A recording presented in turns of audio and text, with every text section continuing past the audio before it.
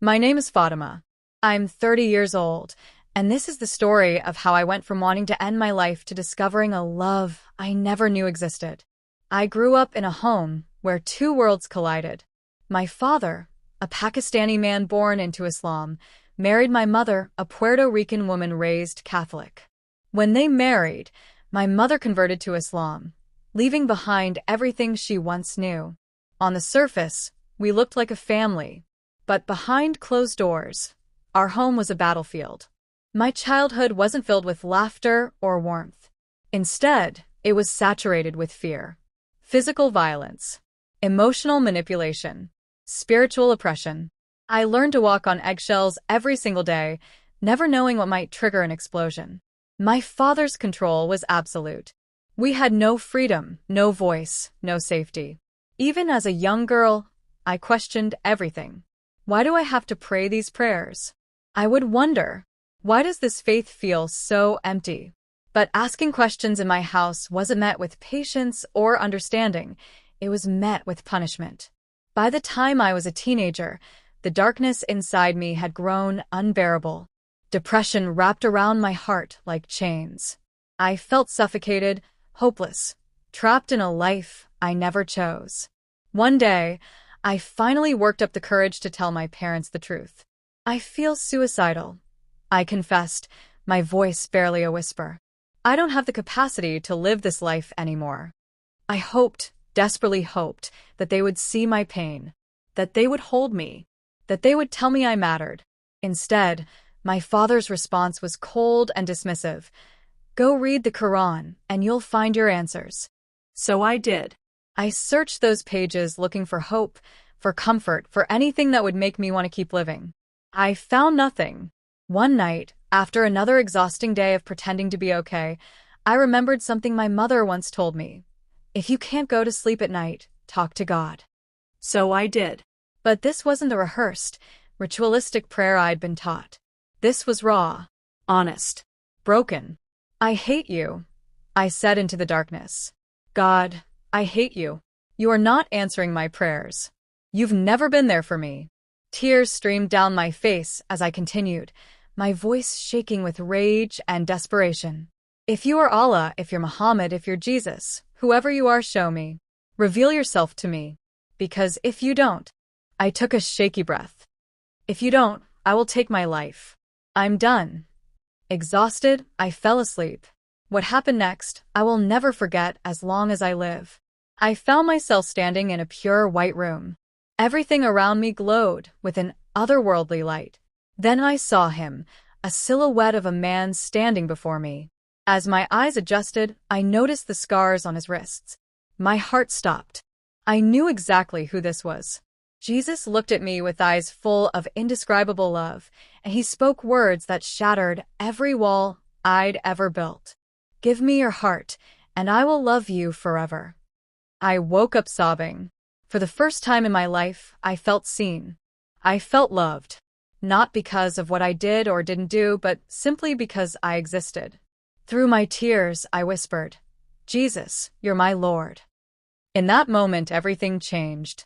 For years, I kept my encounter with Jesus a secret. I knew what would happen if my family found out. But secrets have a way of surfacing, and mine came crashing into the light when my family discovered I was secretly in a relationship with a guy. The shame, the betrayal, the dishonor I'd brought upon the family.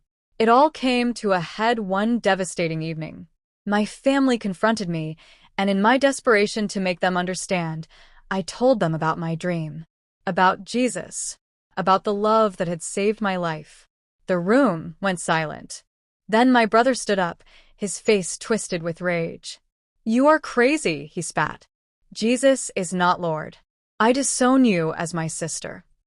Before I could process his words, my twin sister, my twin, stood as well. The person I'd shared a womb with, grown up alongside, looked at me with cold eyes and said, You're no longer my sister. I disown you. Then my father came home. You need to renounce Jesus, he demanded, his voice low and threatening. Jesus is not Lord. When I didn't respond, he grabbed me and threw me to the ground. What followed was a brutal assault, Punches, kicks, my own father attacking me with a fury I'd never seen before. My brother watched. My twin sister watched. My mother watched. None of them moved to help me. When it was over, my father's final words cut deeper than any physical blow. You can't go to school anymore. We're going to marry you off. I was a prisoner in my own home. But even in that darkness, Jesus hadn't abandoned me. Desperate to learn more about this Jesus who loved me, I snuck onto campus one day and noticed a bulletin board for a Christian organization. With trembling hands, I walked into their meeting. I met a man named Bill, and for the first time, I share my entire story with someone outside my family. The abuse, the dream, the disownment, the danger I was in. Bill's eyes filled with tears. "Wow," he said softly. "We have to help you. We're going to help you leave your house." What followed were weeks of secretive planning, whispered phone calls, and constant fear. If my family discovered I was trying to escape, I knew what could happen. Honor killings are real, and I was living that threat every single day. But Bill and his community didn't abandon me. They became my lifeline. On April 17th, I walked out of my family's house for the last time. I left with almost nothing. No money, no possessions, no family. But I left with something infinitely more valuable: freedom. And Jesus. That day wasn't just the day I escaped physical abuse. It was the day I truly started living. For the first time in my life, I didn't have to perform. I didn't have to earn love through perfect obedience or live in constant fear of making a mistake. Jesus loved me, scars, questions, doubts, and all. The years since that day haven't been easy. Leaving your entire family, your culture, your identity, it's a grief that never fully goes away. There are days I still mourn what could have been. Days I wish my family could see what I found. But I would make the same choice 1,000 times over. Because I've discovered what real love looks like. Not controlling, not conditional, not abusive, but sacrificial, gentle, and eternal. Jesus didn't just save me from my circumstances. He saved me from myself. From the hopelessness that once consumed me. From the lie that I was worthless, unlovable, beyond redemption. He gave me a new family, a community of believers who have walked alongside me through every step of this journey. He gave me purpose. He gave me hope. He gave me life.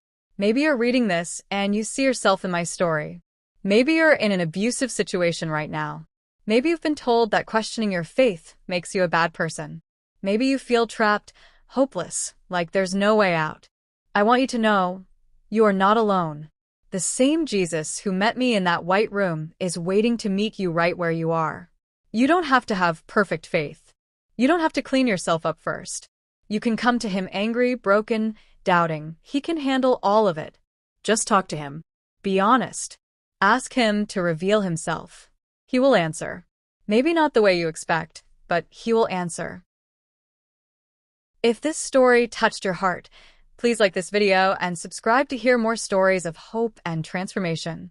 Share this with someone who needs to hear it today. You never know whose life might be changed.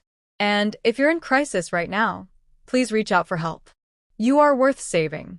Your story isn't over yet. Drop a comment below and let me know what part of Fatima's story resonated most with you. For resources on leaving abusive situations or learning more about Jesus, check the links in the description below. Subscribe for more powerful testimonies of faith, hope, and redemption. Your breakthrough might be in the next video. Turn on notifications so you never miss a story that could change your life.